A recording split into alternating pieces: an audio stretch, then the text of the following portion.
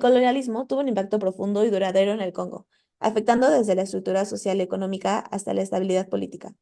Analizar esas consecuencias nos proporciona un marco para entender problemas actuales como la violencia, la pobreza y la inestabilidad política.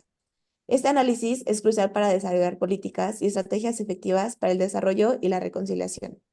De igual manera, quisimos examinar las violaciones de derechos humanos durante el periodo colonial para fortalecer los argumentos a favor de la justicia para las víctimas y sus descendientes. Este caso es un claro ejemplo de las violaciones que han existido y que aún existen en los derechos humanos, impactando la vida de muchas personas.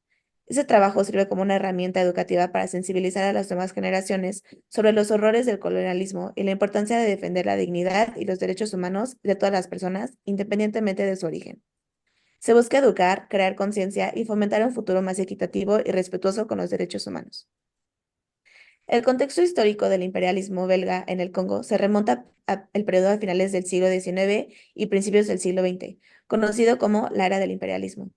En esta época, las potencias europeas buscaban expandir sus imperios coloniales para obtener recursos naturales, mano de obra barata y mercados para sus productos manufacturados.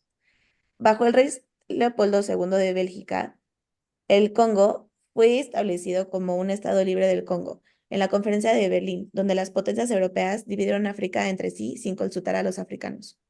El Estado Libre del Congo no fue una colonia dependiente de Bélgica, es la única registrada a lo largo de la historia que ha sido propiedad de una persona.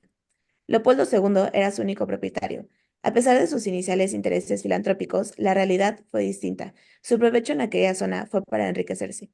Primero del marfil, que era inmensamente apreciado en la época previa a la creación del plástico, por ser un material que podía ser utilizado para crear infinidad de piezas. De ahí surgió la mayor parte de la riqueza obtenida por el monarca durante los primeros años del Estado Libre del Congo. Gradualmente, el interés por el marfil fue desplazado por la fiebre del caucho, cuando en la década de 1890 su uso se disparó. El problema de la reconciliación de esta materia resultaba de la gran cantidad de mano de obra que se necesitaba y las duras condiciones para los empleados. Se condenó a la esclavitud total de los congoleños. Leopoldo II convirtió su estado libre del Congo en un campo de trabajo masivo. Hizo una fortuna para sí mismo con la recolección del caucho y contribuyó en gran medida a la muerte de quizá de unos 10 millones de inocentes. El Estado Libre del Congo estaba controlado por un ejército privado de unos 19.000 hombres, conocido como Fuerza Pública. Miembros de esta organización aterrorizaban a las poblaciones nativas para obligarlas a trabajar. El método era el siguiente. Entraban en una aldea por la fuerza, tomaban a las mujeres y a las niñas como rehenes y ordenaban a los hombres adentrarse en la selva para recolectar una cuota determinada de caucho. Mientras los hombres cumplían con la tarea impuesta para salvar a sus esposas e hijas, éstas morían de hambre o eran sometidas a abusos sexuales. Además, quienes no eran capaces de completar la cuota que les había sido impuesta estaban amenazados con la amputación de una de sus manos o la de alguno de sus hijos. Este castigo también era una práctica habitual por otros motivos. Los miembros de la fuerza pública tenían que demostrar que no malgastaban las balas de las que disponían, pues éstas debían ahorrarse para ser usadas en caso de un motín. Este periodo se caracterizó por atrocidades generalizadas, incluidas mutilaciones, asesinatos y trabajos forzados. Durante la primera década del siglo XX se fueron acumulando las críticas en contra de los abusos que se cometían en el Estado Libre del Congo. En todo caso, la presión ejercida sobre el monarca derivó en la decisión de este de transferir en 1908 su propiedad en África a Bélgica, con lo cual el Estado Libre del Congo se convirtió en el Congo belga. Los derechos humanos fueron gravemente afectados durante este periodo, con la población congoleña sufriendo violaciones sistemáticas de sus derechos básicos como el derecho a la vida, la libertad y la seguridad. Desde entonces, el Congo ha pasado por un periodo tumultuoso de descolonización, independencia y conflictos internos. Sin embargo, la situación de los derechos humanos sigue siendo preocupante en muchas áreas del país.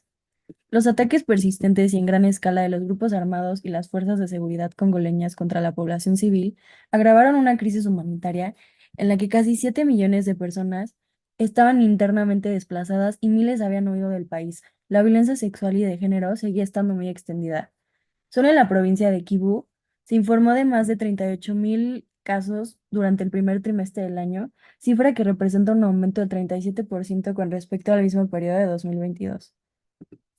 En la provincia de Kivu Meridional, en la zona occidental, un grupo armado llamado Mobondo surgió tras la violencia entre comunidades de los pueblos Yaka y Teke, mató al menos 100.000 personas entre enero y octubre y cometió otros abusos graves con impunidad.